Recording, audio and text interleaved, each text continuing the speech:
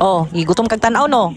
Isda ra na. Huh? Kag sinigang na dili tinula na. Hindi man jud natin maipagkakaila mga minga after mag New Year gipang bidli man gyud ang tanan. Sumatik pupunta tayo diyan ng Mulugan. Oo, doon talaga kami pumipili mga mi ng mga isda kasi mga isda doon super fresh kaayo. Kasi pagdating sa isda mga mi, hindi talaga ako maluluko sa mga fresh ug sa mga bulok-bulok kay ang akong papa mga mi is mamaligay mag-isda. So diyan kami nabuhay talaga.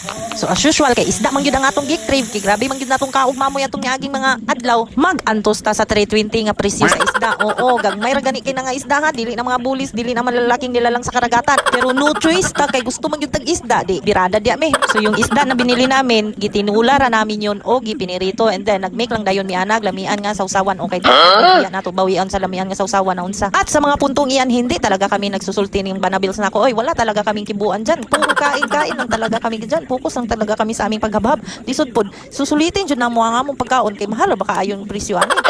Subo tinatagamtaman ko talaga yung lasa ng isda kay basi malimtan ako ba kay next week na pud biya kami bibili ng isda kay hindi man pwede nga araw-araw na lang pud tayo isda kay bankrupt man tayo niya. So, kailangan din nating mag-itlog ug magkuan. Oy, bulad kay ganyan naman ang kinabuhi natin kung hindi itlog bulad, kung hindi bulad ginamos, kung hindi ginamos witchaw. So sa mga puntong iyan pinipigilan ko talaga ang aking sarili dahil ayoko talagang maka-extra rice diyan. Oy, kay malisod naman kaayo. So binawi ko talaga yan sa gulay lang talagang kinain ko diyan yung mga kamatis basta sa susawan para hindi na talaga ako makaadang rice kay malisod naman kaayo kay makagilty man kaayo kay grabe man kaayo natong exercise diyan nya daghan naman digya pong kag rice kaon na unsa na ni mao nang kinahanglan gyud kinahanglan sa kaugalingon nga naa gyud tay disiplina kay kung walay disiplina wala gyud wa gyud tani unsa una lang gyud ang atong balik alindog program ani kung wala drawing na lang gyud to unsa so diri na lang gyud tataman mga mi kay nahuman naman kog kaon bye.